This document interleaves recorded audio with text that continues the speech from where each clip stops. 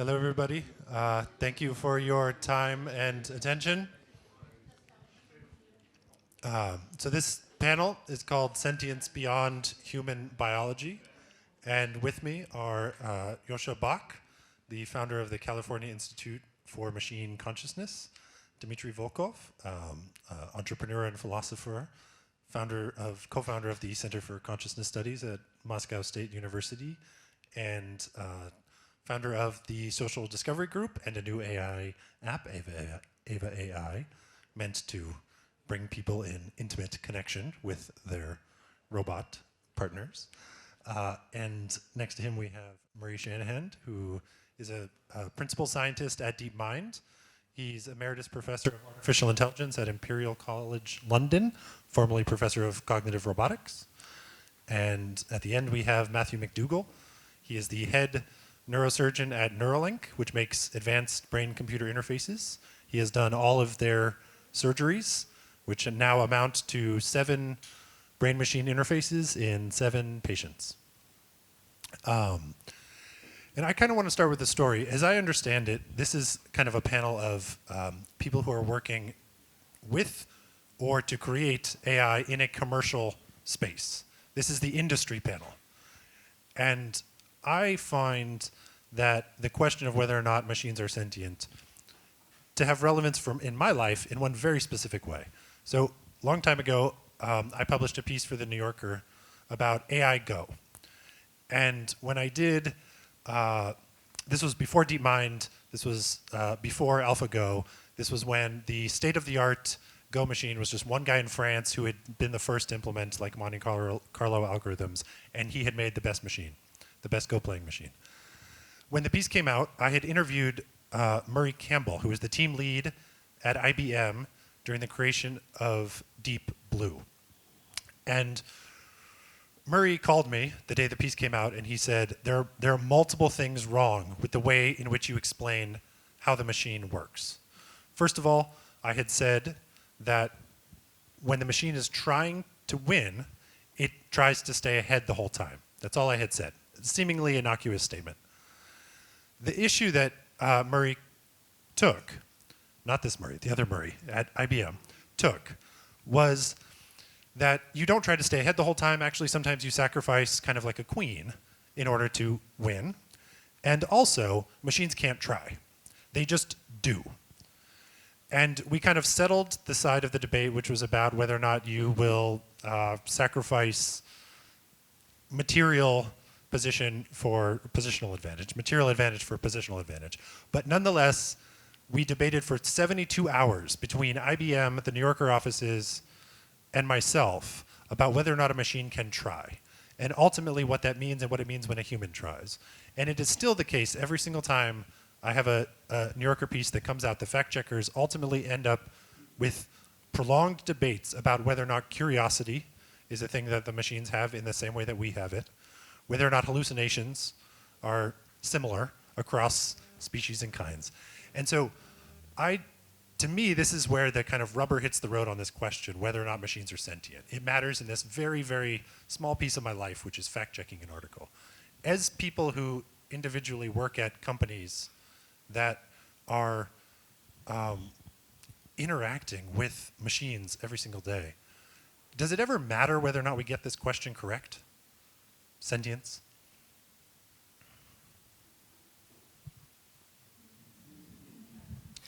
Okay, I think it does. But it's not necessarily the computer that we should think of as sentient in the same way as we shouldn't think of the neurons in our brain as sentient, right? These neurons don't know what it is like to be an organism that is composed out of a few trillion cells that have to navigate the world. But it would be very useful to figure out what this would be like if such an entity existed, because then you could use the output of this simulation as a control model to move the few trillion cells through the world as if there were a single agent that would perceive the world from a particular coarse-grained vantage point that is compatible with the type of model that such a system can make of its environment.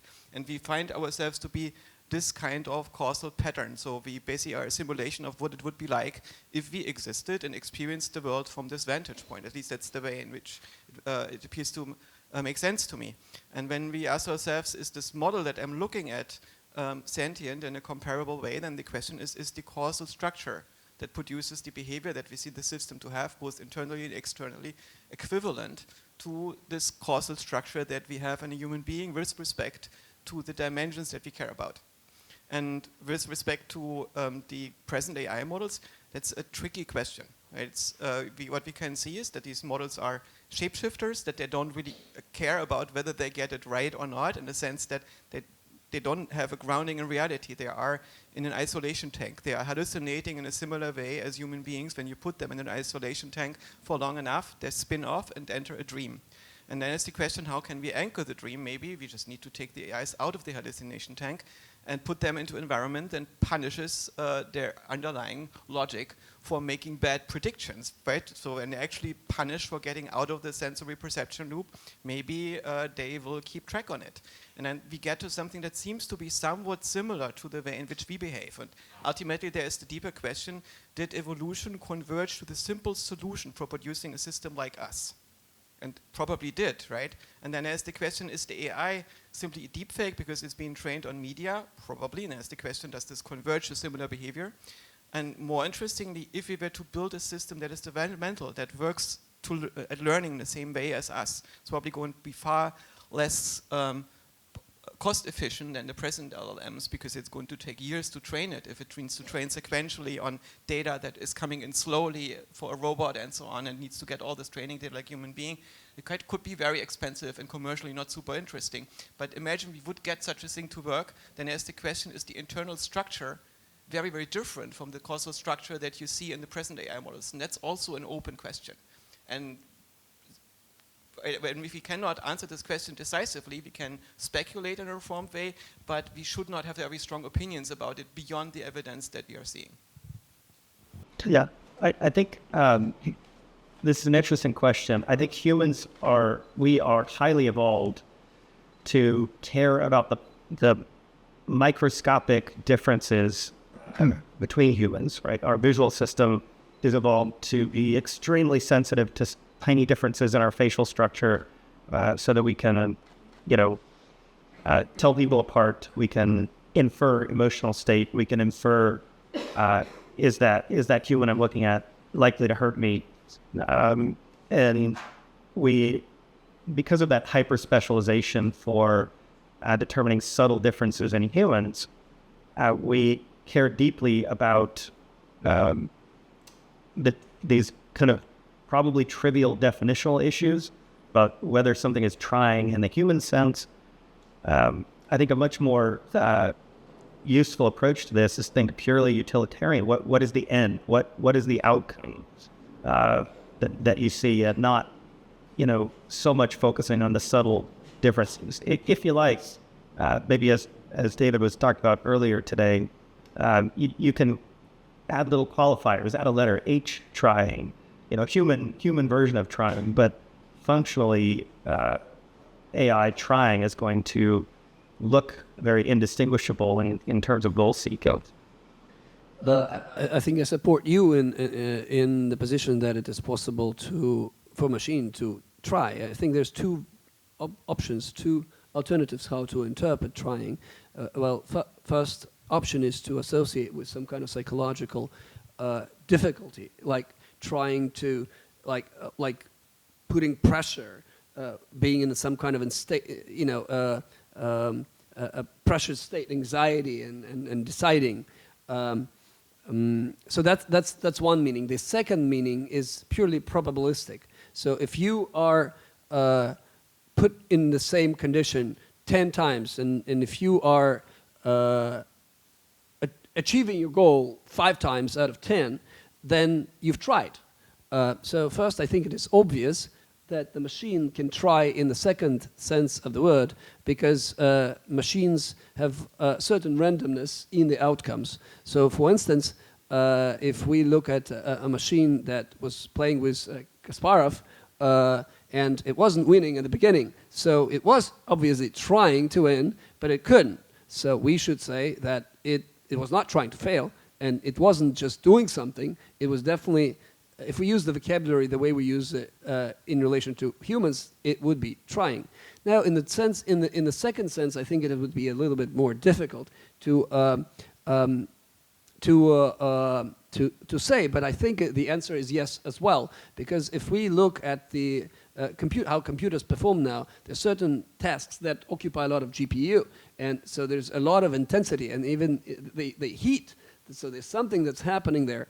I'm not sure that that's exactly a correlate of intensive decision making, but I'm sure that would be some states that would show that the machine is actually putting an effort into, say, solving a problem.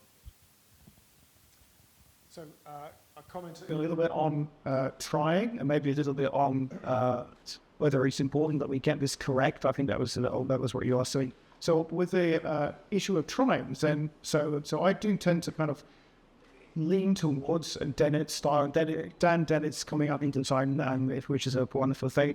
Lean towards a Dan Dennett style inventional stance on these sorts of issues, and I just think it's natural to use language like, it's trying to get its queen out, it's playing chess, or at the moment I've been experimenting with some of the large language models that are helping with coding in the sort of canvas, and you could say, well, it's trying to debug this bit of code, and it's a natural way of talking, and I think that's entirely great. Now, when we use those sorts of that sort of language, sometimes we put ourselves up short, and we say, well, of course, it's not really trying, because it doesn't feel disappointing the way it needs to when we don't succeed. So you might add a little kind of caveat like that, and then you might go a bit further around what you mean by being disappointed, and the sense in which you might use that word sometimes in the context of LLMs. And so what I don't think is that there's any kind of metaphysical notion of trying which we're aiming towards, and does it meet that criterion or not? And the same with things like belief and so on. I think what it's all about the way we use those words, and then when we have new and strange things come into our world, like these large language models, then maybe we adapt the way that we use words to accommodate these sort of new things. So that tends to be the way I think about that kind of folk psychological terminology. Then the other question that you asked about, is it important that we get sentience, consciousness, correct in this? So I know this is exactly what you didn't want us to do, but of course it all means what you meant by correct. And I certainly think it's very important that we get things right in one sense, which is that we can imagine various dystopian outcomes where perhaps people ascribe properties to AI systems, but end up with them perhaps trusting them inappropriately because they eat their friends, or because they think they are fellow conscious creatures that feel compassion for us, and that may be appropriate one day, but I think it may well be. I don't think it's appropriate today at all for anything we can put at the moment. And so there are plenty of dangers there that I think that we want to be careful to avoid. So it's important that we get and especially because at the moment the things that we're building, but when I said we as humanists, I'm not here, by the way, as a representative of DeepMind, I'm here with academic Hassan. But the kinds of things that we as a community and as a species are building, they can lead people into their very, very powerful mimics of human behavior. So it's very easy to be led into thinking that they have characteristics that they don't. And so that's quite a dangerous situation to be in. So I do think it's important that there are some things we need to get right there. And so given that you all interface with AI on a daily basis, I would really like if we put some stakes in the ground. So I hope this is fair to ask, but do you believe that there is a machine out there today, July 4th, that is made of silicon parts or machine parts that either has internal experience, sentience, or consciousness by your own definitions of internal experience, sentient, or consciousness? Kind of yes, no, maybe. Do you believe today there is a machine that has any of those qualities? You're not going to get a yes, no, maybe out of me. So I don't think it's appropriate to use any of those words for the things that we have around today. But that's not a metaphysical statement. For me, that's a statement about the way we use those words and whether they're appropriate for the things that we've got today. So I don't find them appropriate for anything Yeah, well, I wouldn't answer the question as well, but I would say that that's not a very important question. And why I think it's not a very important question is because let's ask a similar question. Is there a machine that can fall in love with you today? All right, so it seems like also a very important question, because maybe it gives us some ground for behaviors, like different behaviors. To me, when I was 18 and I first felt in love, I was like trying to find out, am I really in love or am I not really in love? And then I had a discussion with my girlfriend who said, do you really love me? And then that became a really philosophical discussion, because I couldn't really come up with a criteria of definite love. So there was not like, I was thinking maybe there's like an element in the brain or like a chemical element that I can like measure and see, okay, so I am really in love. So I'm 48 now, I went through 2 divorces. So there's some experience there. I don't think that there is something that is can be intrinsic love. I think there are patterns of behavior or a family of different types of things we call love. There could be motherly love, romantic love, passion, sexual love, platonic love. All that stuff is actually falling into a love category. Now, whether any of them is real love is I don't think is a reasonable, meaningful question. Now, even ascribing any one of them, so maybe we want to say, okay, passionate love. Let's find a molecule or like a chemical that says, okay, he's in passionate love. I think that wouldn't tell us either anything, because we are different. So we are different individuals, and different neurons and different neuronal states can represent different states. But also, I think it's not important, because the behavior is that what matters. So if somebody's sacrificing their life in your favor, even though there's maybe no chemicals that are involved, like the specific love chemicals, love neuron is not firing, it doesn't matter. So there's this pattern of love that is what's important. And now coming to the question that you asked, is there machines that are in love with you? I think what is important is that you can be in a love relationship with the machine now.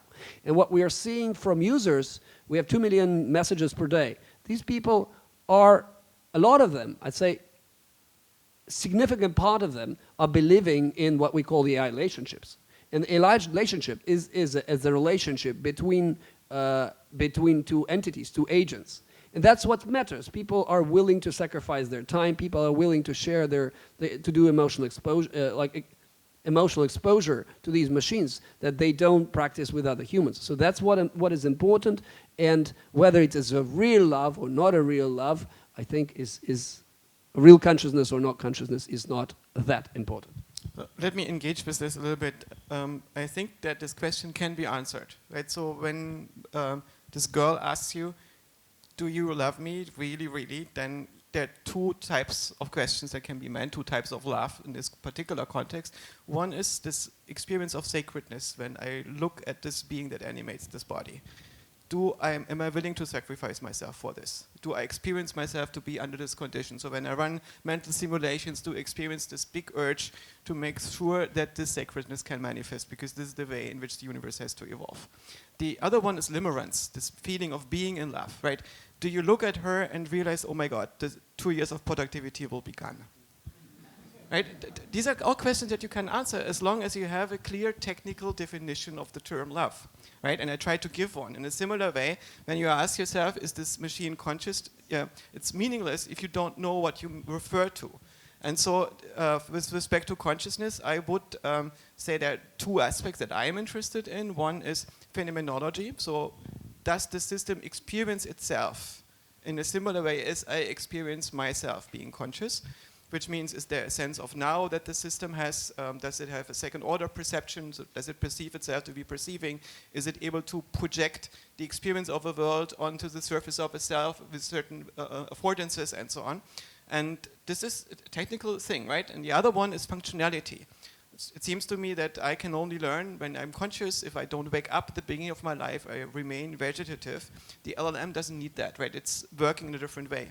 And so my hypothesis currently would be it's quite possible that an LLM, when you ask it to produce a simulation of an interaction partner, that this simulation of the interaction partner that is self-reflexive and so on has a certain degree of phenomenology.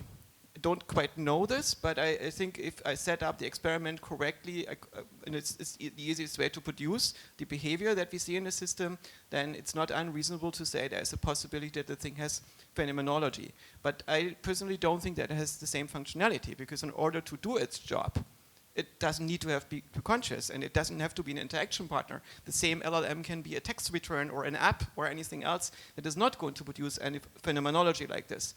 With a certain caveat, when I discuss this with some of my smartest friends in the AI companies, they say, well, it's difficult to say. Maybe in the pre-training phase, we have something that also produces phenomenology. So maybe there is also something that is related. We don't quite know, but it's a difficult question. And basically, there are smarter people than me who have different opinions about this, while not being naive about the way in which they use the word consciousness. And so, unlike Murray, I wouldn't say this is inappropriate to use this word at all, because it violates a certain sacred way in which we talk about humans. I think you are all anthropomorphizing people way too much. Right? They're also just uploaded on monkeys, and it's message passing between cells that is happening. Apologies to the philosophers who are not functionalists and computationalists, but if you live in this framework, right, ultimately I'm just uploaded on a monkey in a particular software paradigm that's different than the one on the GPUs that we currently use, but in many ways it produces equivalent behavior. Can I just comment? So I didn't say anything about why I thought it wasn't appropriate, and you've jumped to certain conclusions about why I might think it's appropriate to use those words in the context of today's LLMs. I think there are probably different reasons from the ones that you're imagining. And it's largely to do with embodiment, but this is certainly not to do with any sacred anything whatsoever. Quite the contrary. I don't hold any kind of metaphysical position or that sort at all. In fact, I suspect that you do, however, because when you think that, I think you think that there probably is a fact to the matter, and whether these simulacra inside LLMs are or are not, or do not have phenomenology. So I'm interested in whether you think that there is any kind of methodology that could definitively determine that. Is there any way you could empirically ever find out for sure or beyond reasonable doubt whether that was the case or not? And if you can't think, and this is similar to the kind of point that Susan was making yesterday, that if you can't, I suspect that perhaps this is a whole metaphysical category that you're mistaken about. Yeah, I think it comes down to the question whether you are an essentialist or a functionalist. I think of consciousness as an operator in mental states. So there's a particular way in which my mental state changes, these representations that my organism can use to drive external and internal behavior. And when consciousness comes along, these mental states change in characteristic ways. So usually I become more coherent and so on. You can see this between waking up and becoming alert and so on. And so I would say that you can try to figure out what is the structure of this colonizing pattern in my brain that increases coherence, and can I recreate this structure in a simulation model, and then I eventually will be able to analytically or experimentally figure out what I would have to look for. But the thing that you mentioned before, embodiment, do you think that you cannot be conscious without being embodied? So when you are in a dream, or when you just close your eyes and forget that you have a body, you stop being conscious. And of course, for us humans, it's the embodied interaction with the world that forms our model, because it's our main source of training data, is the interaction between our mind and the world around us. But ultimately, from a computer science perspective, it doesn't matter where you got your model from. It only matters that you have it. Can I respond to that? It's my inclination to say that the natural home of the language of consciousness is the kind of primal case where we're together with other humans or other animals in the world, and so that's the kind of, for me, that's the starting point of the language of consciousness. And in all the cases that you want to imagine of sensory deprivation tanks, brains and bats, being bats, brains and bats. Then you can always imagine what I call, in my work, engineering an encounter with them in an embodied way. So as long as that's possible, then that's still. And also, just to remind again, this is not. I'm not making a metaphysical point here. So I'm not saying embodiment is a necessary condition for conscious. That will be an overly metaphysical, meta-philosophical, approach to the whole thing. So I'm actually receptive. In fact, my most recent work has been actually sort of challenging myself a little bit on the way we use language and thinking maybe we can envision extending the or adaptive language of consciousness, for the disembodied case of large language models. Maybe that will happen. So you would agree that having a body is not necessary for intelligence and consciousness, but when you're being given a body, you should be able to learn how to make use of it. But the framing of your question, again, presupposes that there's a metaphysical fact of the matter. So when you're asking whether I assent to that or not, you're assuming that I'm coming from the same position as you, whereby you think that there's a fact of the matter there, and whether you're an essentialist or a functionalist or any kind of ist, all of those ists, often that there are facts of the matter there, and that's the I wouldn't deny that there are facts of the matter either, that I would rather transcend that whole way of thinking. I think we should stop using the solution first. So, as I understood, Dmitry, your answer about it actually doesn't matter the sentience of the agent being interacted with as long as the person has the feeling. Matthew, you work with a robotic AI surgeon that assists you, and you implant a machine into minds, actual minds. You have an open skull. You look at the brain. You can't see a mind in there. But much of this conference so far, I've noticed a distinction between the natural versus the artificial kind. And you are actually there at the interface, stitching them together. Do you see the machine that you're working with as an AI system in the same way that we're having these debates? Is it a full AI system? You're inserting it into a body, so this whole embodied, not embodied, kind of becomes moot as you literally shove it into a. I think people say when they think about brain implants, when they think about augmenting a brain's capability, as with most technology, the less we know about it, the more we ascribe sort of magical powers to it, or at least overestimate its capabilities. To be very reductive about it, what the current Neuralink device is Bluetooth mouse implanted in a person's brain. So it's very useful for someone who can't move their body, but it's not extending intelligence in any meaningful way. It isn't.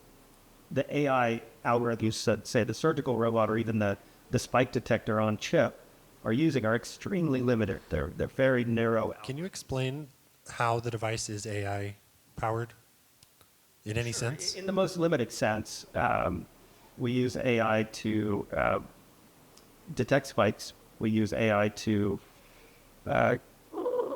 generate models that translate spiking activity to behavioral outputs. Behavioral output in this case is either, say, text or movement of robot arm or movement of cursor on screens.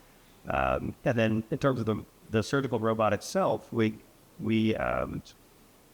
anticipate where the brain is going to be in the next few milliseconds and how that increases or modifies risk of inserting the electrode that the robot currently has peeled off the silicone backing into the brain to avoid blood vessels. And so that extremely narrow, not AI in the sense that we've been talking about the last few days in an interesting way, this very narrow algorithms, fully understandable, not autonomous. And in the next few years, this gets much more interesting. That as deployed today, this is very understandable and very unremarkable, very unthreatening. It's a tool still. But it's a tool that is training itself to be you. It's definitely going to take my job someday, not soon. And so, one thing, almost like sociologically, I'd like to ask the panel. So humanity has been confronting the difference between natural and artificial kinds for a very long time. Hero of Alexandria, over in Hellenistic Alexandria, wrote about automata, right? He, at the time, had made these doors which would open by weights and pulleys. Prometheus, in the myth of Prometheus, the golden eagle, which comes to peck out his liver, is a automata made of bronze by Hephaestus. Descartes, this is an apocryphal story, but there's a story that's become a fable over time that Descartes built a little automata of his daughter, and he went onto a ship, and the captain was so bothered by the idea of a soulless creature which could move and behave and look like humans that he threw it overboard. So the idea that this is a new debate is, it feels nice to feel like this is a fresh new argument, but we have been wondering about this for a very long time. And one thing I wonder, so I've been going to consciousness conferences for about 20 years. And it seems to be now the case that keynotes are being given by people talking about AI and putting prompts up and this kind of thing.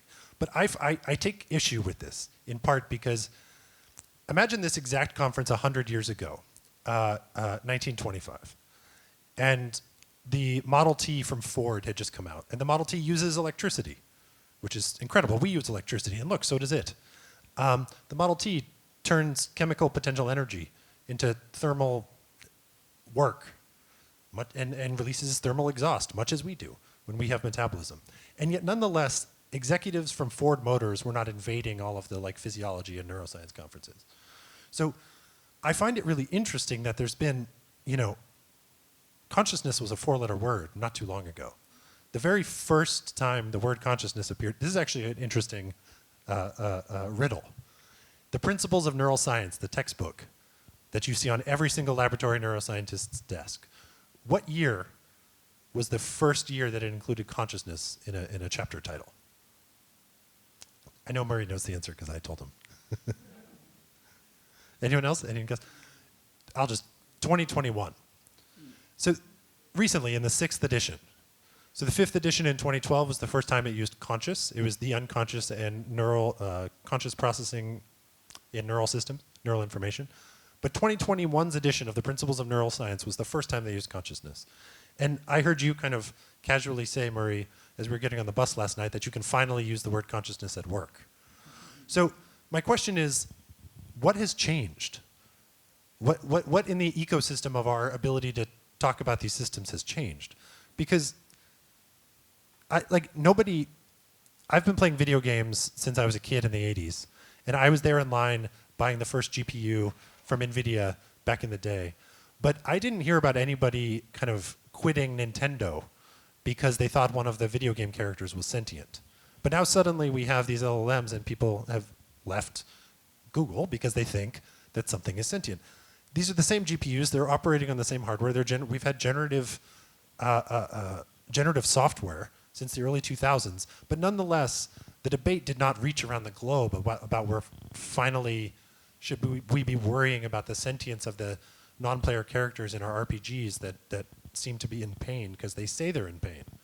What has changed in the field, in the ecosystem, such that you can get a PhD in consciousness now? It's in our textbooks finally. We have these conferences, and people from Ford Motors come and represent. One of the things from medicine, this close to home, is that there was a paper not that long ago, and this has been replicated since. I think it was in JAMA a few years ago, where they took Reddit, asked docs questions, fed them into LLMs, and then you can imagine the outcome in terms of whether the advice given by the LLM was more accurate than a panel of average doctors. Yes, it was. The LLM is better.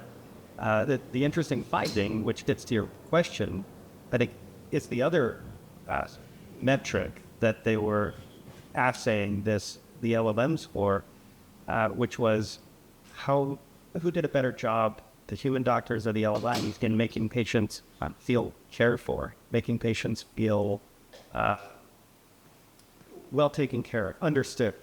The LLMs beat the doctors on that too. And so, I think this is what's partly driving the sea change, is that domains that were exclusively, obviously dominated by humans, now we're in the uncomfortable gray area. I mean, the fact that an uncanny valley exists, it is a testament to how hard we are looking for things to act human and be human. And when it's, just text on a screen, we're all very comfortable interacting with other humans that way, and LLMs are in their native environment. I would disagree that consciousness just appeared recently as a subject of discussion. I mean, even in the Greek philosophy, soul, of course, it was a very, very vague term depicting other aspects of the phenomenon, but soul was very much discussed.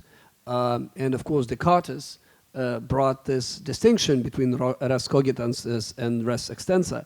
So this was a very important, I'd say this is the usually cited in every textbook. It starts with the Descartes stating the problem of starting the study of consciousness. I think what is strange, what was strange, was happening in the beginning of the 20th century was a linguistic term, was Wittgenstein, who actually tried to eliminate consciousness from the discussion and turned the discussions of consciousness to discussions of language games. And that really is a fascinating story. So what we are seeing now is a normal comeback after some sickness. So we're back recovered, and we're talking about something that has always been very exciting.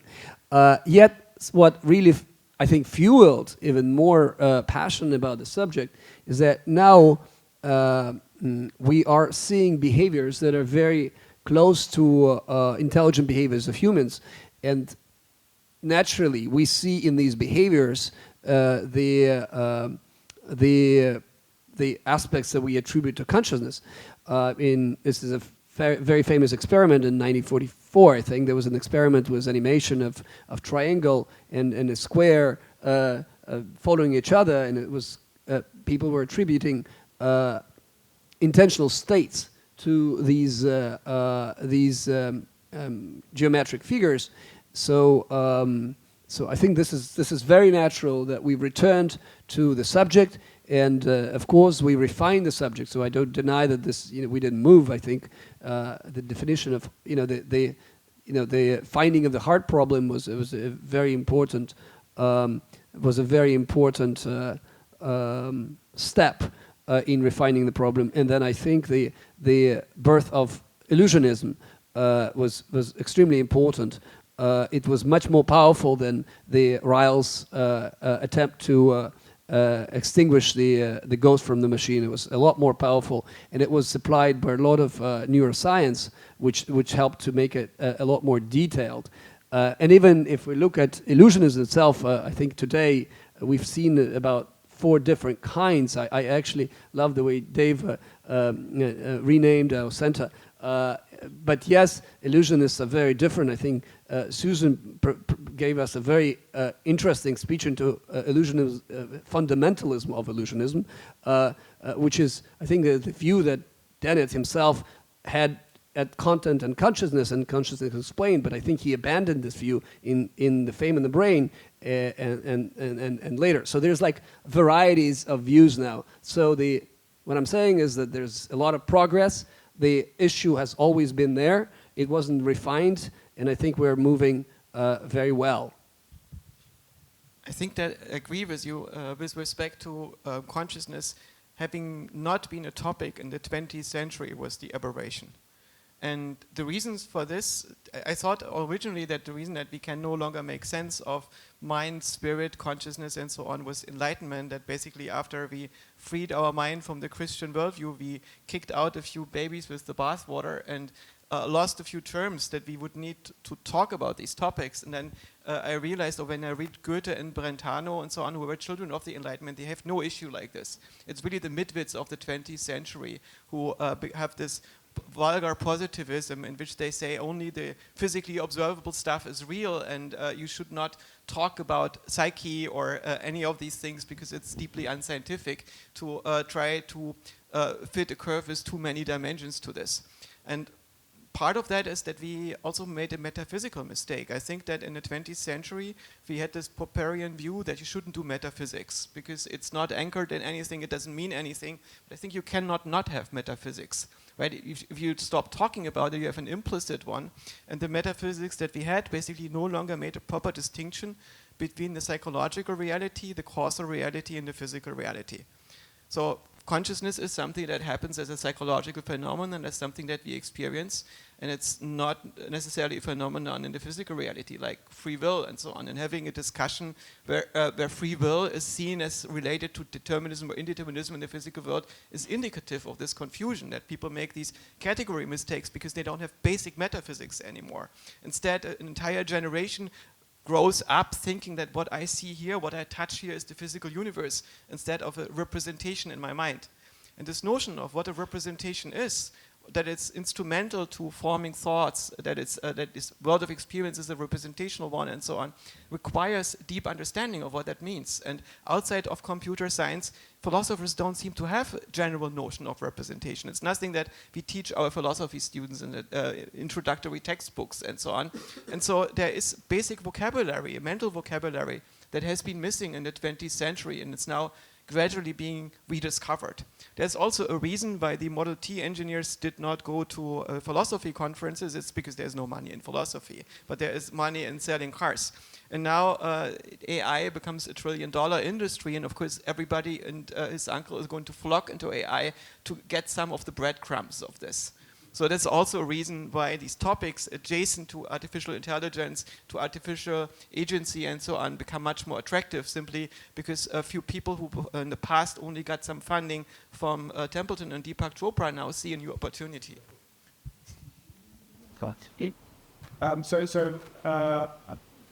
So your original question touched on different kind of ways in which consciousness has become a thing, you know.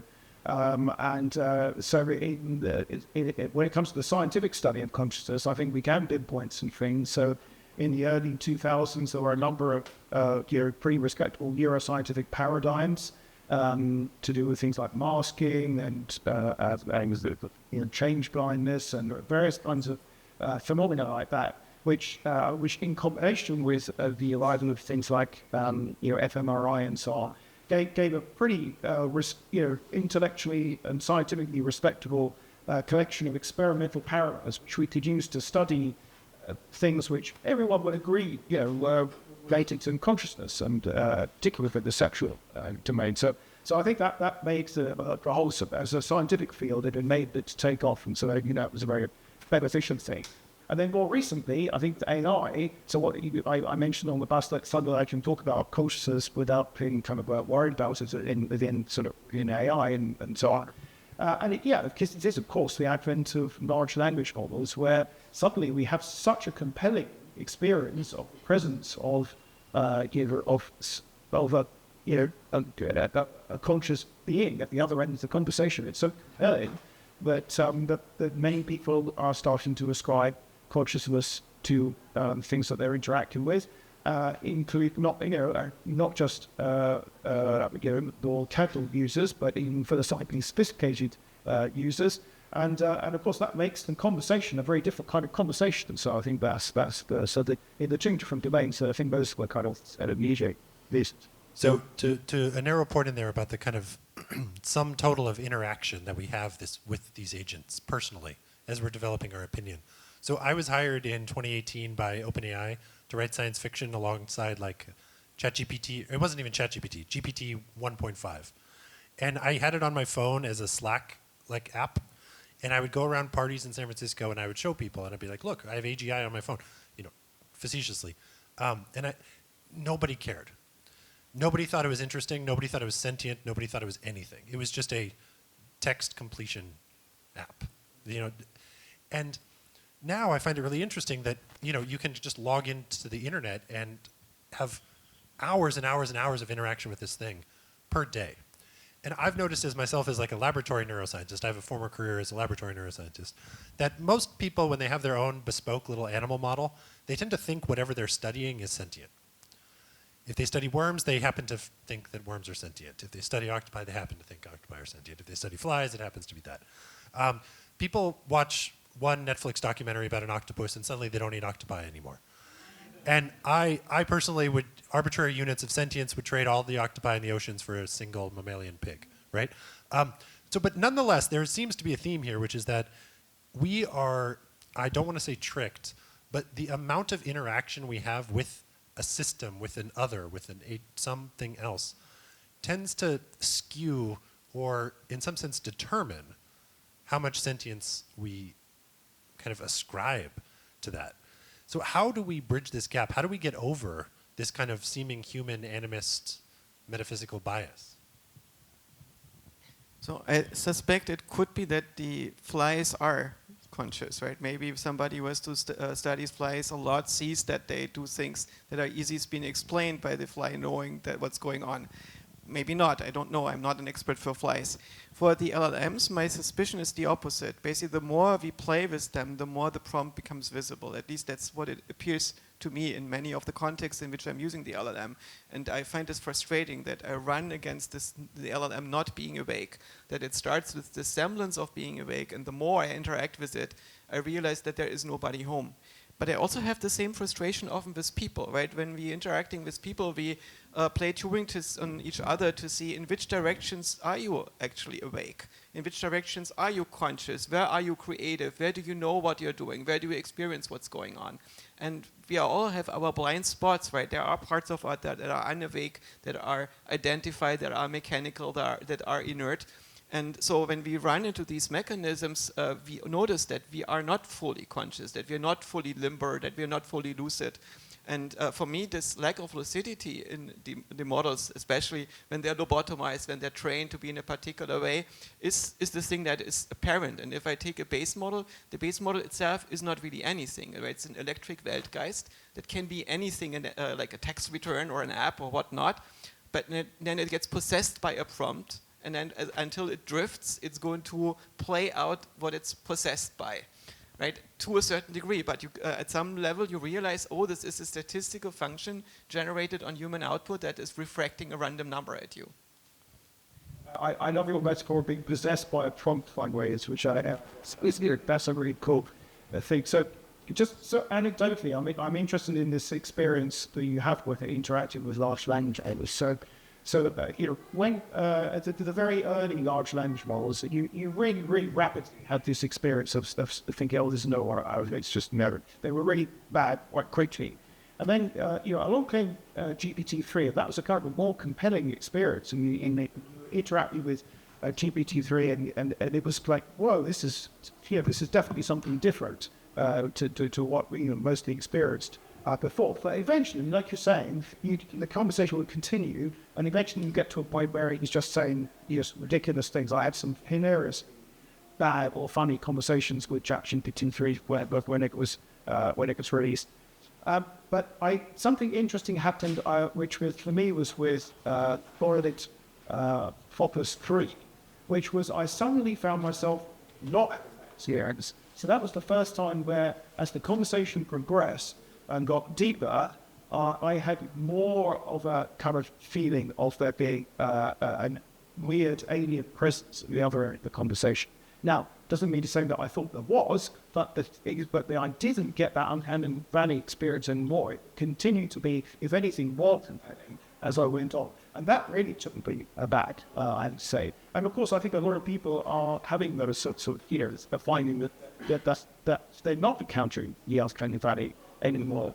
Now what that means about what's really going on, there is another question there. By the way, the sort of research program you set out, which is a bit mechanistic technology, I wholeheartedly endorse that kind of research programs for finding out what.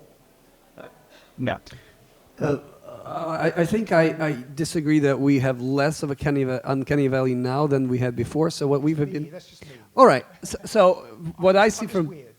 Well, from what we're observing from the users, so for 2 years we've been developing the LLMs and fine-tuning them so our users interact with them.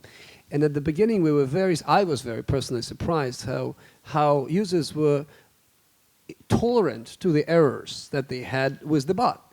They were assigning these intentional states and content, beliefs and desires to these bots when they were clearly making obvious mistakes. So whatever happened over the last 1 or 2 years, the bots, the technology became much more superior. So we've added so much computational power, our foundational layers became so much better. And now we get more complaints.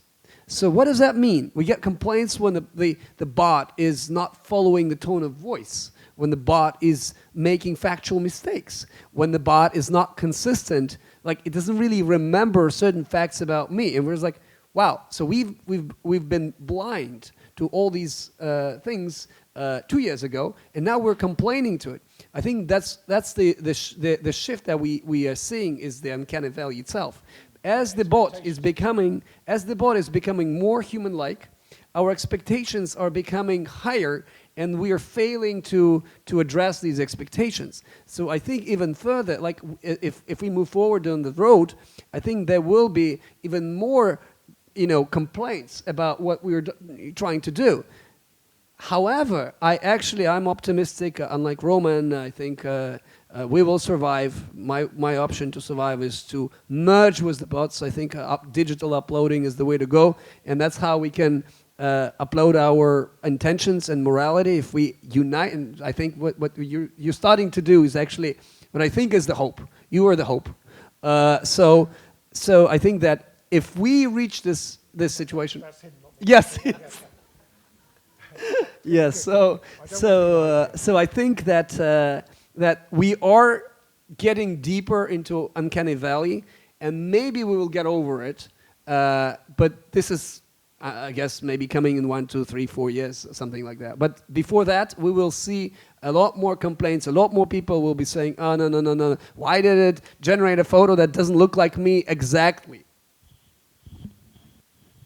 If you look at this uncanny valley, I think it's often misunderstood as something that is basically has a certain range where it's almost human-like but not quite. But I think the uncanny valley is about the thing moving wrong. Right? When you look at a cartoon, you don't expect it to be animated in all those dimensions. But when you have something that has all these muscles of a human face and only half of them are articulated, that looks wrong. And I think what we perceive as the uncanny valley is exactly this wrongness, that there is something that is mishapen, that is not true to its nature. And what I see in Sophia the robot, for instance, is this extreme, there is something that is not true to what it actually should be. So it's a very bad art project. That's fascinating in how bad it is. And it's art in itself, in a way, to build something like that. But if we were to upload, you and me, right, we probably would not be like ChatGPT at all. We would be far less human-like than ChatGPT.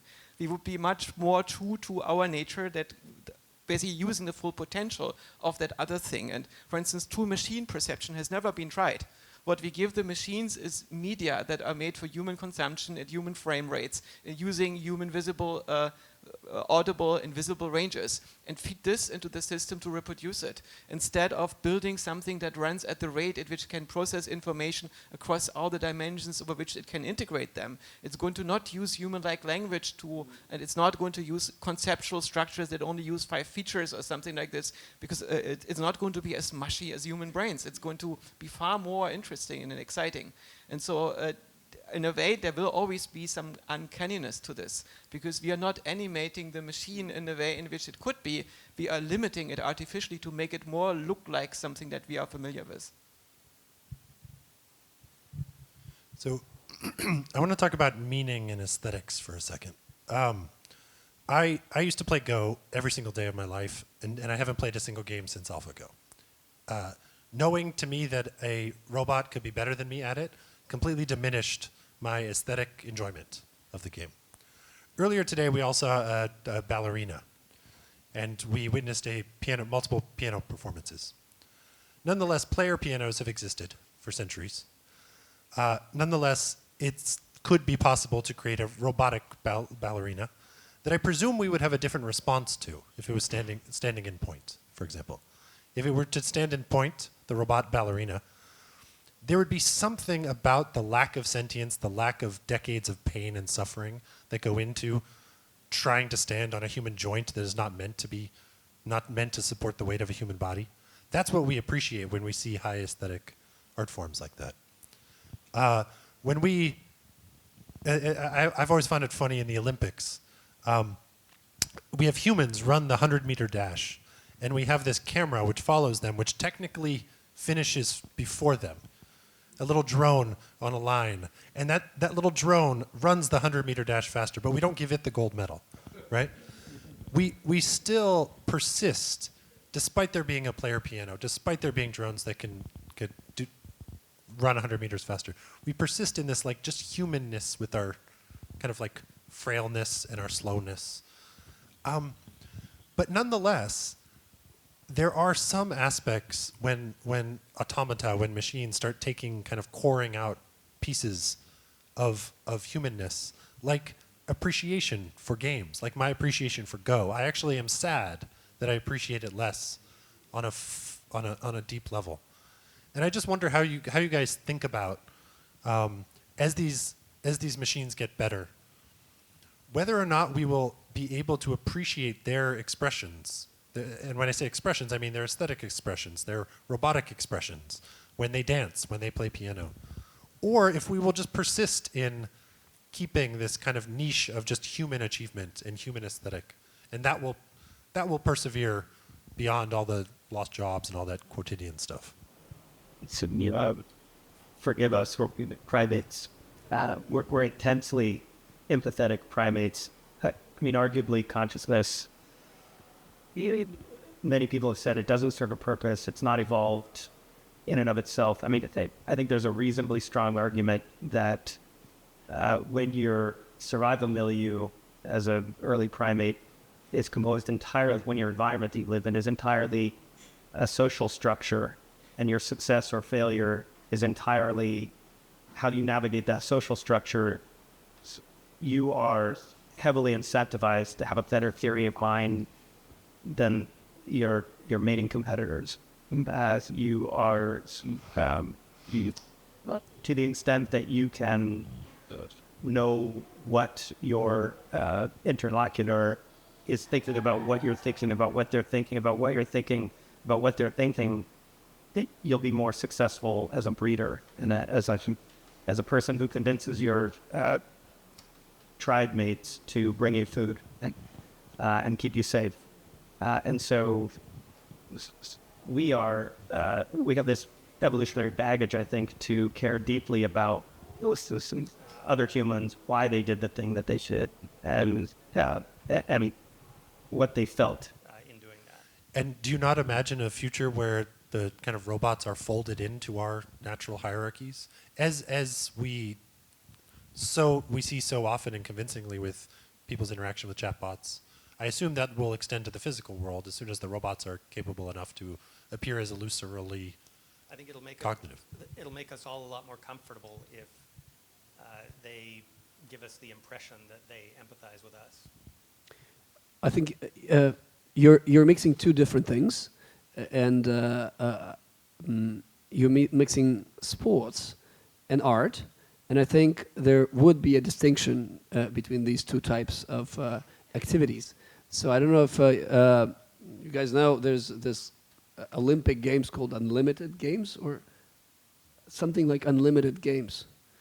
The steroid league. Yes. So I know it's a questionable endeavor, but I think it's inevitable that we will have the Unlimited Games, and then we'll have cyber games, and we will be fascinated not with the effort, but with speed, distance, height, and everything else. So personally, I imagine instead of looking at the boxing scene where two guys, each 100 kilos weight, fight each other, I would be much more impressed if there were like huge, gigantic robots fighting each other. That would be so much more interesting to see, and they would be crashing each other, going through the walls and breaking buildings. That would be a real unlimited Olympic game.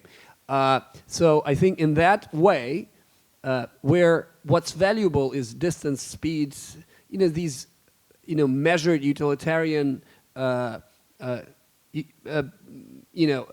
results. That is something that will be fascinated if the results are great. Now, art, I think, is a very different thing, where what is perceived as valuable is individuality. So a lot of the art is about being and finding that special way of interpretation. So when I go to YouTube and watch 6-year-old kids play the piano, play the piece that I just played, twice faster, twice better, and they don't have experience. They're 6 years old. Okay, they train for 20 hours a day, but I've trained for 20 years. So they haven't lived that long. They don't perceive that. So I think sometimes I'm like, it puts me down. It makes me unmotivated to train. But I think what makes me continue is the fact that I can actually play something in a very individual way, like my way. It's not going to be perfect. It's going to be, in some ways, in terms of speed, dexterity, is going to be inferior to some of the 6-year-old kids, but it's going to be my way. So I think in that way, we will always be able to not outperform machines, but be on the par with them. I think the purpose of art is to capture conscious states.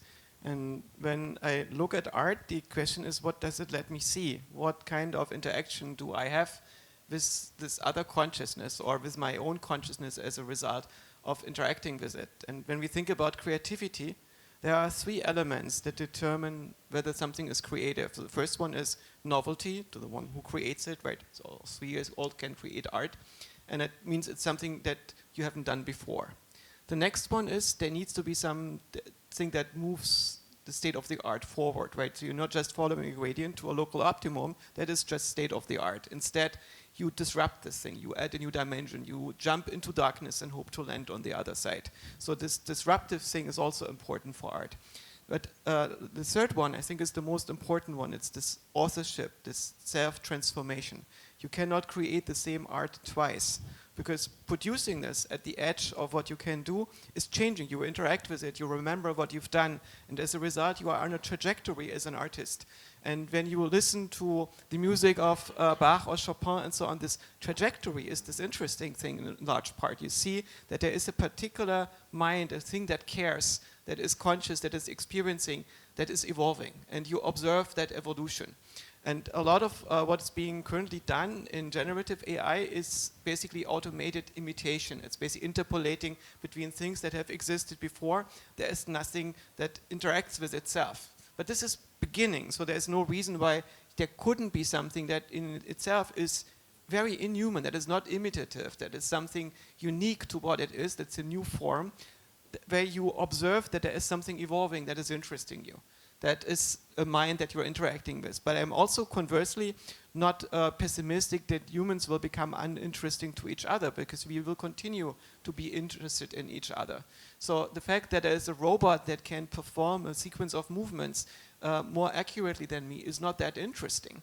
Because what's interesting is the thing that I can add to this, my own expression, my own reflection of my existential conditions that is reflected in the dance, in the music that I'm playing, possibly even in the game of Go that I am producing.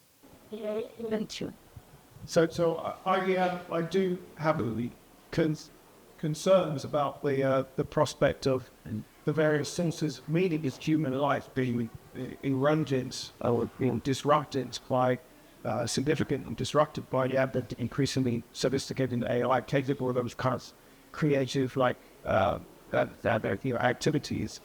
And I do think that's something we should be worried about. And it's the prospect of I think that AI supplanting or replacing humans to those respects to the concerning thing. But I'm actually not super pessimistic about this because I think the interesting thing is the cases of co-creation and interactive meaning making, and you can have where AI is used as a tool, if you like, but also even like, I don't even mind using the word, kind of creative partner in some artistic endeavor. So and that, is preserving the human role there, preserving that dimension of human being. So I think we're seeing that kind of thing happening. So the kind of art that I find, satisfying at all that has an AI element to it is where it's an artist, is their vision and their artistic practice, but they happen to use AI as part of it. Patrick, in the context of Heron, you mentioned the first copyright case that is known to man, Prometheus.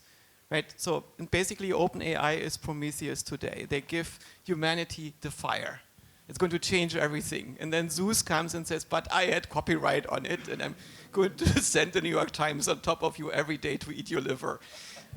We should all be super worried. But I think this loss of meaning is something that we already observe. Right? We are in a society that is suffering from a massive loss of meaning. And the question is, how can we find it back? And people say, oh my God, I'm going to lose my job at the fast food joint. My life is now meaningless. I think there's default thing. Take care of your kids, raise children, do interesting things with each other, have relationships, do human things. This is actually the stuff that is meaningful. This thing that you can only self-actualize in an office or in a factory, it was a scam. We told this to you because we needed somebody to work in the factories and the offices. It's no longer necessary. We are more productive without you in the office. You can now actually take care of what it means to be human.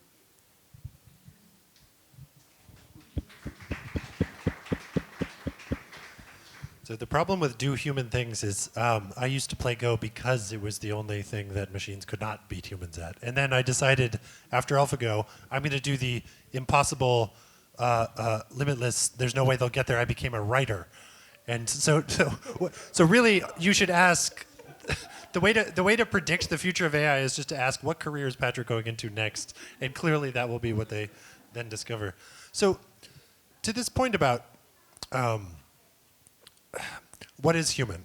So when I was at 2018 at OpenAI, the composer Philip Glass was also doing a project with OpenAI.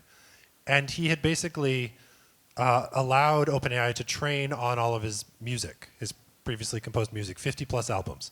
And the idea was to create something very similar to the LLM, but for music. This ultimately became in some form something called MuseNet, to basically generate a musical composition. And I found really interesting his answer. So Philip Glass was then asked to listen to an AI which generated Philip Glass-like music, at which point he said, sure, it can produce notes, but it will never be able to compose. And it will never be able to compose because it cannot listen. And I guess, Murray, if I can ask you specifically, because everything I've read of yours in your books and your recent papers, you mentioned Wittgenstein. And I constantly wonder what Wittgenstein would think about LLMs of today.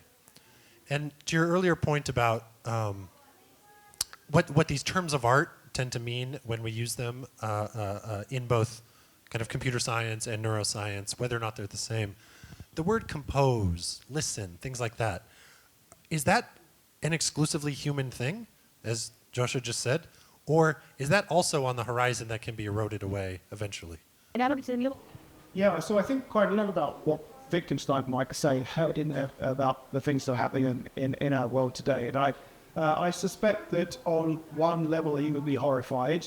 I think that he would not really incite a lot of the kind of cultural changes that have been brought about by AI. I think he would be just horrified by that. But I think he would also, I think he would, well, I think we need to be very careful about blaming Wittgenstein for some of the misdemeanors that you were alluding to in the 20th century. Because I think they were not his fault, but some people misinterpreted him, took his ways of thinking in all kinds of directions. So I suspect that he would. he would be perhaps a bit more flexible about the use of language than though it is. Some are might be willing to accept changes of it, is the way that we use these quite important to horizontal terms. I mean, if he didn't, that would be going against his own deepest ways of thinking and talking. But he might not be very comfortable about it at the same time.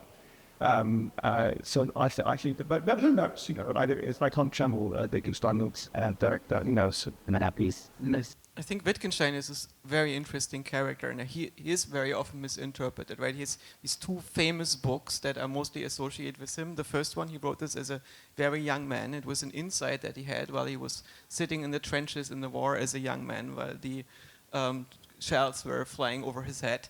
And the idea that he had was this insight that it's very hard to say something true in natural language, because it's so ambiguous, and we do philosophy in natural language, but it's very, very hard to say something about the world and about the space of ideas using mathematics where you define truth. So he had this insight, maybe we can turn English into a programming language. And once he had this insight, he was going on about trying to define in natural language a set of terms that would basically logicize English. And then you can basically throw away the letter once you've done it. And it's a very beautiful book. It's basically one thought, 75 pages long, without any arguments or references, because it's a self-contained thing. It doesn't exist to convince anybody. It's there for the people who had the same idea and are going to appreciate the thought. So if you're a coder, this makes total sense. If you are a philosopher, you get confused and come up with a linguistic turn. So I fully agree, right? But he did basically preempt Minsky's logicist program by 30 years. And he failed for the same reason, because he didn't figure out how to ground the linguistic symbols in perception. And that is something that was ultimately, I think, solved by deep learning. So you have this unprincipled functional approximation that uses statistical patterns and is relatively robust against a few bits being wrong.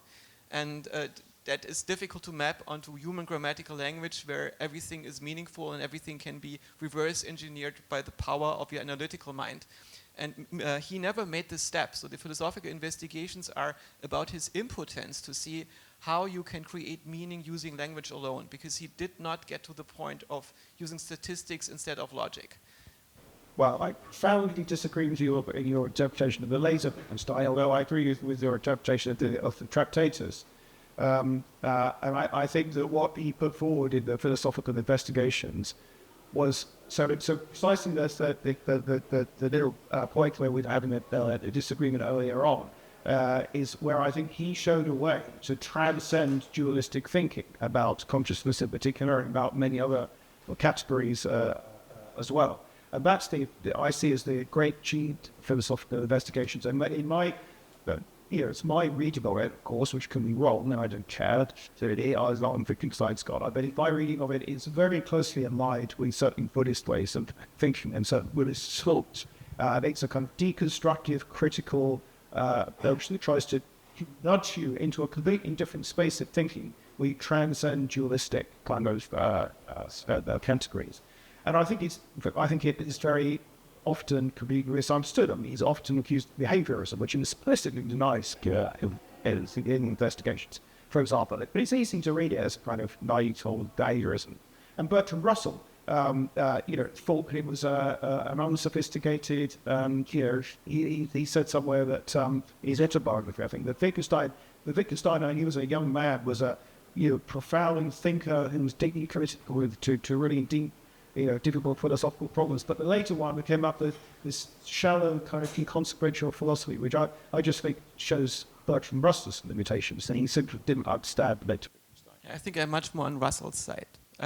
For me, fascinating. Turing was a pupil of Wittgenstein. He was sitting in his classes, and Wittgenstein was already aware of the Church-Turing thesis. Right? Russell, in the preface to the Philosophical Investigations, point out that you actually only need NAND as a single operator. And it was Wittgenstein didn't think it was important enough to write it out as a paper and so on. So it was later rediscovered by Church and Turing and systematized and turned into a profound argument. But it's a very important insight that all the constructive languages that you build over automata are equivalent. And he could see this. But I agree with Russell that this is vulgar Buddhism. It's basically, it's this, oh my God, reality is so inscrutable, and he runs around an animal in the trap and does not find a way to escape from this trap because he is caught in this category, miasma, of not being able to understand how he's actually reconstructing meaning. To both Matthew and Joscha, I kind of have I want to tie a thread together. A couple days ago, you described the California Institute for Machine Consciousness as the goal is to, quote, wake up the GPUs, right?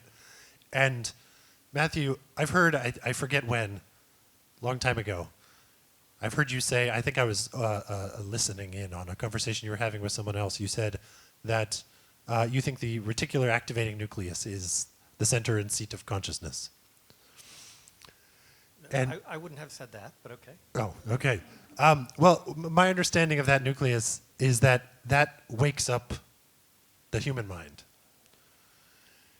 Is there a sense in which, Joscha, you need your GPUs to have a mechanism like this? Is there a sense in which you still believe that that has anything to do with how to wake up a human mind? You've had a skull open and seen a brain, pulpy bluish mass with the consistency of brie cheese, and the person is anesthetized and then they're suddenly awake, but nothing changes in what you can see.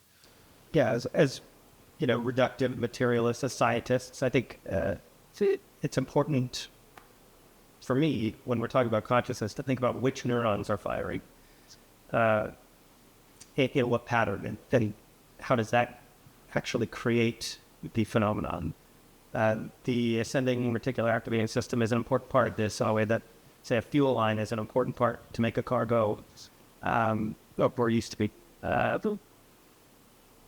The ascending reticular activating system synapsing with the interlaminar nuclei of the thalamus, synapsing with other nuclei of the thalamus, synapsing with corticothalamic loops and the striatum. Also, the whole thing is the fundamental unit. We don't know all the details yet, and this is fundamentally the limitation of hardware. You can't not understand in great detail the firing of the system that is the minimum viable state without having very numerous, very fine electrodes that don't destroy the thing in the process of getting in. This is what we're trying to build. In the process of building this, we're going to, at the same time, develop the ability to understand what it is, what the phenomenon of consciousness as created by the human brain is. And in the very same moment, now we have the ability, power to alter it, expand it, interface with it, add new peripherance setting. I forget your And when you're installing a DBS, deep brain stimulator, into a human brain, do your patients ever come back? You can in some sense modulate urges, certain thoughts, certain predispositions, preferences. When you put these deep brain stimulators in different parts of the brain, do you think of what you do as changing their sentience, changing their consciousness in any sense? Do patients ever come back and say, I'm more awake, more alive, more conscious than I was previously? Sure. I mean, one of the interesting features that makes us human is that there are impulses that come from we don't know where. And one of the things that we routinely see with deep brain stimulation, and again, deep brain stimulation so far is mostly pinned into, by the numbers, patients involved, pinned into relatively boring regions like, for this audience, at least boring Parkinson's, essential tremor, occasionally OCD, which is more interesting. But one of the side effects of deep brain stimulation in the subthalamic nucleus can be an increased impulsivity. And so every patient who's candidate for this is screened for take gambling behavior, hypersexual behavior, risky behavior. And if that seems to be a problem for them, then you might shift toward the globus pallidus interna as a more safe place to look at electro, because we don't want to increase maladaptive behaviors, indicating that these impulses that bubble out from other places are they're part of what makes our behavioral milieu. We're trying to keep that in a relatively adaptive regime. And if you're shaping urges of your patients, and in some sense, if you might define all that we are as a collection of urges, has your experience operating on brains made you think of a human as more or less automated over time? Sure, but I don't think that robs us of meaning. I mean, I think an automated system programmed to experience meaningful things will still experience meaningful things. And I think that's what we do. And I think you can even juice that particular circuit pretty effectively with different drugs or conscious things. That's great. So, Murray, I don't know if you coined this phrase, but I think you did, conscious exotica. It's a phrase that I love where in your recent work, you've attempted to define the space and the bound of what consciousness can be. And what I really like about this project of yours is it seems to, I'm going to simplify, but it seems to be the case that in the history of science up until very recently, we used to try to figure out how things were, how things are, how the stars worked, what gravity is, what genes are, what a mind is. But now, as we've begun to get the tools and the APIs into our hands to be able to tinker with biology and to be able to tinker with potentially the creation of a new intelligence, unlike anything we've ever seen in the form of silica, we've kind of had to change our scientific questions from what is to what can be. And it seems that one of your projects is to define that kind of possible space of minds. And I wonder, from the inside of just your own mind, how do you go about defining the boundaries of that space? Yeah, so I think in a sense I've started to kind of characterize my whole career in terms of trying to understand the space of possible minds, because I've done a bit of neuroscience and a bit of symbolic AI and a bit of deep learning and large language models. And philosophy has always been unifying theme there.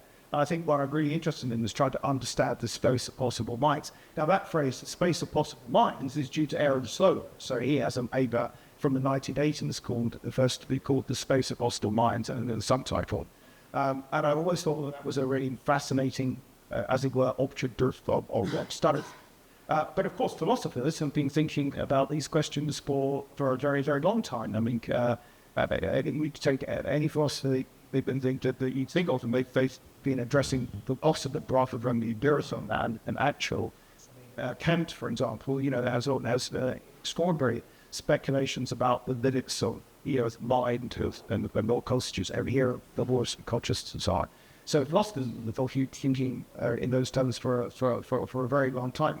But I do think the advent of AI gives that sort of research program a very big job, because it makes concrete a lot of these possibilities, and that is absolutely fascinating. We are in an incredibly exciting time for studying space of possible minds, because we can build things that we could only previously imagine, and then our imagination expands into completely new territory, and that is an extraordinary thing. Yes, I did coin the phrase consciousness Oscar, and I'm very interested in things like sequence of consciousness. So you already mentioned the octopus, and I always use the octopus as my first example of mildly exotic form of consciousness. And I think we can imagine much more exotic forms of consciousness than the octopus. But I also think that there's a limit to what we count as conscious exotica, because that sort of is also the limits of our language. But the limits of our language we can also put forward as well, and language can change. So all of that is a fascinating dynamic, which I think is really a very exciting time to be alive as a philosopher, to see where AI is taken that. So maybe I can ask one more question to each of you, which you won't be able to slip your way out of using linguistic kind of jujitsu, because there is definitely an answer. And then I'll open it up to questions to the audience. I had an experience recently with a Waymo in San Francisco. I live in San Francisco. And I was walking on the sidewalk, and basically I was debating whether or not to cross in the middle of the street. Mostly because when I walk on a sidewalk, people don't trim for hedges for tall people. I always get hit in the head. It's much safer for me to walk in the street.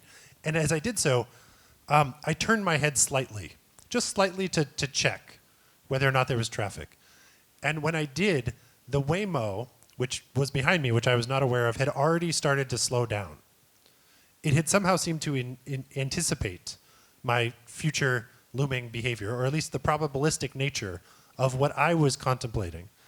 And that was an experience that I had only kind of felt 2 times with a natural sentient creature, with a swimming, snorkeling with a pod of dolphins, where it was very clear that they seemed interested in my intentions, and in the Austrian Alps in a bird avian research center, where I was in a cage. I was entered a cage with 30 New Zealand kea, which are widely regarded as the smartest bird. And those I would put at if I were to rank sort the amount of, or rather my interactions with natural kinds, which gave me the most belief in the sentience of those creatures, I would say number 1 was the kea, number 2 was the dolphins, and somewhere now in the top 10 is my interaction with the Waymo, where it felt like I felt the experience of it trying to mentally model my mind. And so my question to each of you is just, in your personal lived experience, what is the most surprising or interesting moment, experience you've ever had with a machine that made you maybe a little bit surprised or a little bit wondering if there's more going on in there? Yeah, for me, I've already told you my answer, I think, which is the 4 plus 3 conversations that I had back in sort of where it came out, I think in April, I think in 2024, where I didn't get that uncanny burning feeling for the first time there, and I was taken back by that. For me, it was playing with GPT-3 in a way. So in the 90s, I was working in Ian Witten's lab in New Zealand, and he tasked me to find grammar in an unknown language by any means I saw fit. And so I used English as the unknown language because the computer didn't know it, and I came up with some data compression measure that actually did distill grammar from arbitrary language. I also tried with Chinese and French, and it worked. And it worked basically making mutual information statistics and finding the best way to decompose the sentence in a tree to get the best data compression as a result. And I realized, okay, if I could go to 4th order, I probably also would get to relatively deep semantics. But when I left this lab, I was only there for a year. My girlfriend wanted me to come back to Germany to get married and so on and have children at some point. So I basically dismissed this whole thing. I was not really interested in doing these text statistics. I realized I would need to make statistics over what to make the statistics over to get to 4th order and beyond. But I just thought this is not super interesting. It's going to imitate linguistic behavior in many dimensions, it's going to interpolate and whatnot. But the thing that actually interests me, the spark, where you have something that is growing from the inside out, this developmental approach, this is the thing where it's at. This is what we need to build. So I was like everybody else in the field for the last 50, 60 years in this delusion that what we need is a master algorithm, right? And so since Minsky and others started the field in the 50s, we've been looking for this master algorithm. In the 40s, before this, we had cybernetics, we had feedback, we had neurons. This was all already invented. And now we have this bitter lesson that everything else that we did since the 1950s was not on the critical path. We can forget all of this, and you only need to have these simple mathematical models and feedback, and this is bootstrapping itself. You just need to scale it up. And I'm still not convinced that this is enough, but GPT-3 showed me this possibility that I have a conversation with Hannah Arendt and Goethe that is almost coherent. And I thought this is basically the Commodore 64 of the language model. We want to have the scale this up, we want to have it bigger, but the limitations of that thing are not immediately obvious. And so this was for me a very big insight. I still think it's not the right way to understand self-organizing minds and cognition and consciousness from the ground up, but it's also nothing where I can agree with Gary Marcus that we have somehow have the equivalent of a definite proof of what it cannot do. Well, for me, less sophisticated bots fascinate me. And I was in San Francisco a year ago, and I drove in a automatic taxi and without a driver. And I don't know if for those who never tried it, you should try it. It's amazing. You are scared for the first 5 minutes, and then you forget about it. It's actually driving pretty. I don't know the word for it, but it's driving as if it's very professional, experienced, and angry driver, because it actually does not stop. If the car in front of it is stopping. In San Francisco, the automatic, taxi, just like, so there's no fear. So that's one fascinating experience. But my favorite, my biggest fascination came from a vacuum cleaner. I have two of them in the apartment, and I had a dog. So the vacuum cleaner was moving around the house, cleaning, and then the dog suddenly noticed, because it was a new thing, and approached it, and they were looking at each other, or in front of each other for a minute, and the dog was really scared. The bot didn't know what to do, and then they frozen for maybe 10 seconds, 15 seconds, and then the robot decided to spray the dog. This was the moment. So, and the dog ran away. So I think this was the moment when AI actually took over. Everything else is just, completion of the project. Yeah, I can add to that. I mean, at first interactions with GPT and also Waymo, I mean, Waymo as an embodied agent is much more compelling, much more visceral, although its obviously use case is so limited. But riding in a Waymo is a very moving experience. Yeah. Okay, so maybe open up to a few questions. Would anyone like to ask? Good start. So, Sharon, thank you. What do you feel with the team? Okay, thank you very much. Thank you for a wonderful discussion. I have a question for both Matthew and Dmitry. Dmitry mentioned the fact that you feel your unique way of playing piano, which is something that expresses your own identity. So, my question is, what if Matthew were able to implant in my head the ability to play in a certain way, or an urge, like Patrick mentioned it before? When will something belong to me? So right now, I'm not able to play anything, but after the implant, I will be able to play that something. Will that belong to me? It seems to me that in this way, the boundary of the self gets no longer fixed in any way. I'm not saying it is a bad thing. I'm just asking. The part of it that, the part of the piano performance like that implies all of the work, all of the hard work, probably gone, right? I know Kung Fu. The part that is meaningful to you in the emotional expression that you put in your performance, obviously is still there.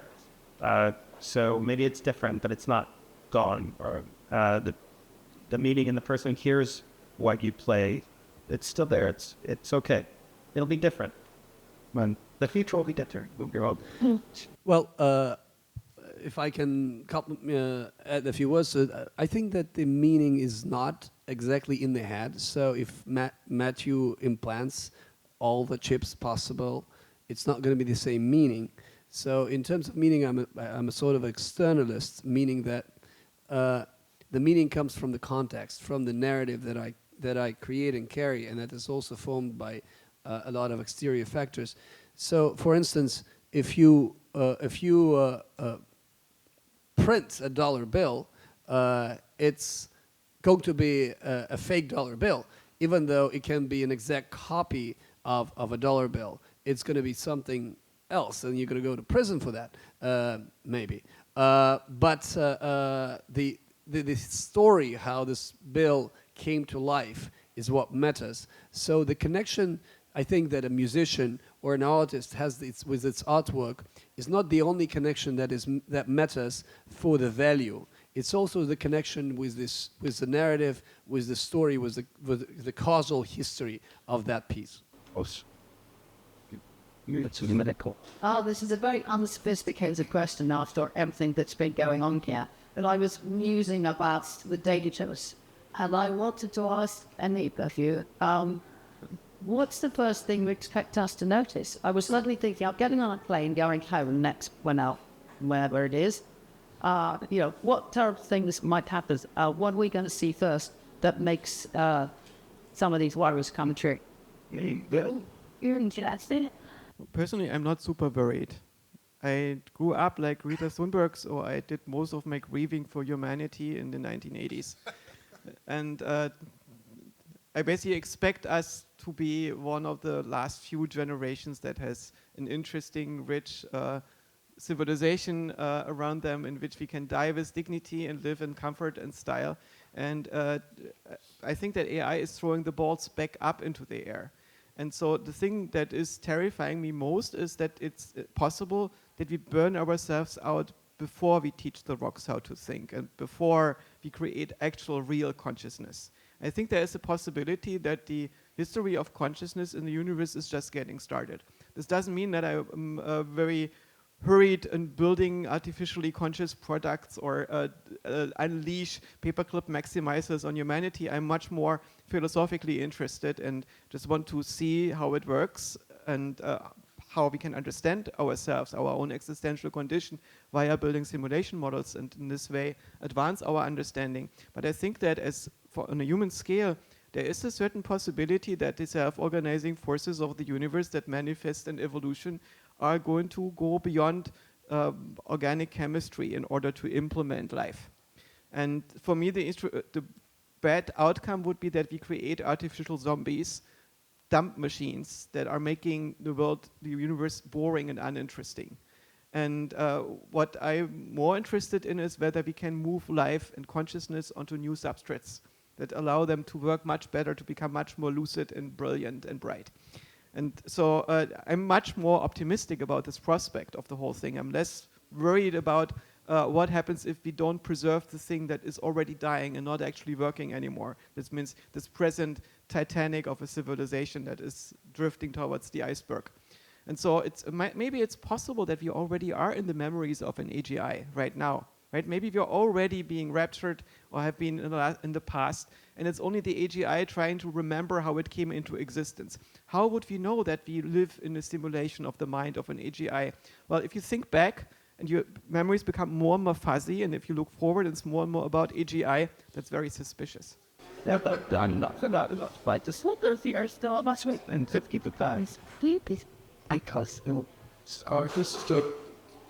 on the news subject, I suppose, but one thing which you mentioned in the history of this subject, which Sue and I might have raised very early on, is the relevance of parapsychology. Consciousness was being discussed in very intense and sophisticated ways by philosophers and researchers from the 19th century right the way through to the contemporary Greece. And it influenced major figures like Turing, for example, through his chemistry and the computing through sheer intelligence. Influence of, in fact, the one thing which might give away the robot and the machine have real intelligence was in the consciousness would be the chip tools that communicate telepathics, the capabilities. Now, what interests me is lots of teachings about psychology and those mechanisms of interesting adequate distance. Structures, things, but see what's going to happen to people's parapsychological beliefs in the modern context with AI. The world of people have the greatest beliefs about paranormal, it's about possibilities of absence, psychokinesis, inhalations, whatever it may be. As is the base, I think this beliefs entirely survived the absence of attraction, machines and every topics. And it's one of the most important, there's beneficial functions as it's a evolution the biological interactions might conceivably it's been read some of the superstitions that could be certain so good the future in even warnings. And so I think to talk about one of the biggest risks of nuclear catastrophe would actually be analyzed through religion and other things, what AI. But I'd just like to know, do you think that police, which are probably 67% of people in the West or in the East, believe in the substantially major paranormal phenomena, hasn't been discussed in the meeting at all, such that what do you expect to speak the instances, kinds of things you show all the lucky with and finds about that in the course. I'm personally surprised there hasn't already emerged a religion, the beginnings of an organized religion worshiping AI. We're moments away. I think there's. I started writing a paper, and it starts with a thought experiment when the AI starts telling it's a second appearance of Jesus, and it knows all the truths about Bible. It knows all the facts that we don't know about these times, and I'm wondering in a thought experiment, what would people conceive of that? Because well, there's no evidence that the next coming of Jesus should be in an embodied way, and certainly there is potentially the powers of this entity would be superior to all the humans. It could actually make miracles if it's connected to the world in some way. So, and there's not much written in philosophy about the personal identity of gods. So there could be an issue where there would be a huge followership. There would be a lot of people actually worshiping this thing as the second coming of Messiah. So I think I think AGI will actually cause a lot more superstition and a lot more interesting social phenomena that we see now. I think that it was a strategic mistake that the parapsychologists made when they named their field parapsychology, something that is outside of the realm of science. If they had named it interpsychology, then I think history could have been different, because if you start with things like what happens in a room between a group of people, and you observe how much of that is actually non-verbal, there is some really, really interesting stuff going on. When you observe how the organisms of a mother and a child are synchronized, how when you observe and you have perceptual empathy with someone, that you experience their emotions, with not just via inference by looking at their facial expressions, but probably happens something where your body is basically acting like an antenna. If I'm like a normal computer scientist, look at a bunch of cells, what I see is a Turing machine. Every cell can learn to send conditional messages to other cells. It's a superstition to think that only neurons can compute and process information, right? And once I accept this, that means that I have telegraph cells in my body that are my neurons that use spike trains. All the other cells use different mechanisms. Maybe there is something like a biological internet in forests, right? Maybe there is the possibility for plants to make models of themselves and their environment that are similar in richness to the model of small mammals and so on, but that work in very different timescales. And the fact that science is not looking at these things in a systematic way is not because there is absolutely no evidence to support this, but because there are relatively few people making science and there are relatively few paradigms. It's difficult to establish new paradigms. And outside of science, we don't have organized epistemology. So basically the people that work outside of the scientific institutions very often don't have very systematic criteria for what counts as evidence and how to negotiate this. And so there are things that are currently being neglected in the same way as we neglected consciousness in the 20th century and the psyche in the second half of the 20th century. I also think that we have neglected interpsychology for long enough and therefore then mix it up with telekinesis and UFOs and whatnot. And so I'm more optimistic with respect to AI, not just the LLM, because the LLM can entrance you with arbitrary things, but AI itself is a technology to solve problems by using information in better ways. And if we can get epistemological AI to work, systems that systematically discover truths using principles thinking, first principle thinking to discover what is actually evidence for the type of universe that we are in, I think we are going to discover a few things about the synchronization between minds that does not require us to believe in an extension of physics, but it's acknowledging ways in which our organisms are processing information that we have been previously unaware of. It's odd. This character just comes on that. So my view is that we're likely to see all kinds of disruption. Disruption is a good word in this kind of weather to this particular source of human beings, in the religion and spirituality. And I think it's going to go in many different ways. I think one direction is likely to be a continuation of this sort of historical decentering of humanity. You've seen starting with Copernicus, with Darwin, and I think we're going to see a continuation of that with AI.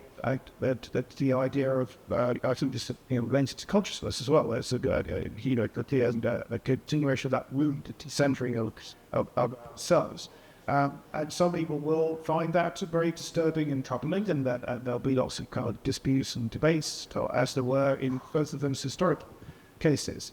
But at the same time, I think we're going to see for people who are predisposed to superstitions, we're going to see all kinds of new spiritual movements. So centered on all things Adielites, and so it's all going to be very chaos, I think. Fantastic. And with that, we have one more question with that. Hi. I was just wondering, what do you guys think on the environmental impact that AI is currently having on the world right now? And if, do you think that AI could help ourselves to minimize this impact that it is causing on the environment and that we are causing in the environment? Yeah, without AI, we wouldn't have been flying here, so maybe this is bad. But I think that people make too much of the energy impact. We have stagnated in building power plants in the West. We basically use similar amounts of power as we did in the end of the 1970s. And the impact of all the data centers, I think, are heavily overrated. When you are using ChatGPT to write a book, you can do this in a few minutes at the expense of less than what it takes you to heat a cup of coffee. And this is the reason why we use it. It's basically AI is allowing us to use less energy. Of course, training the model by itself uses more energy, but it's not nothing compared to what other industries like producing cement and so on use. We also don't have an energy shortage on this planet, right? The sun is giving us so much energy that we are not using. We don't have a shortage of deserts that we can put where we can set up solar thermal plants. There's also not special resources that would need to go into such plants. What we lack is the coordination to make this happen. And I think that AI can probably help us to increase this coordination. So personally, I think that we make too much out of the energy impact of AI at the moment. Also, it's not that AI is going to take away energy from other things. We're not going to produce less energy because we want to train models instead. The reason why we have this expense is because we see the value in this for our economies, and it's largely because we save energy elsewhere, or we can do more valuable things with the stuff that we are doing. So with respect to this particular aspect, I'm optimistic. And maybe this position is unusual, maybe you have different ones. Yeah, well, I think that potentially we are living in a simulation, so it is possible that we can fix it with AI or maybe without AI. And it's really unclear what is the fundamental reality is, and exactly why should it be, why should, I mean, I guess it is a lot of people would find it too strong of a statement, but I think that living in a virtual reality may be even more valuable than living in this existing reality. It would give us ways to never age, perhaps not suffer, and experience states that we don't experience here physically. So that's a potential with the AGI. personally, I am very much concerned with preserving this world. That's the case. That's what I expected. Yes, I know. I'm sorry. I was like, and I profoundly worry about things like climate change, to the extent to which AI contributes to it is an empirical matter, and I see contradictory statistics about that, and it may not be the type of the kind of culprits by any means there, and solving is a massive political challenge. I'm not sure that AI is the worst offenders by any means, but it's not like you have to marshal reliable statistics to the defend position, which I don't have time. I'd like to. All right. It is dinner time. Let's go eat some sentient creatures. Thank you.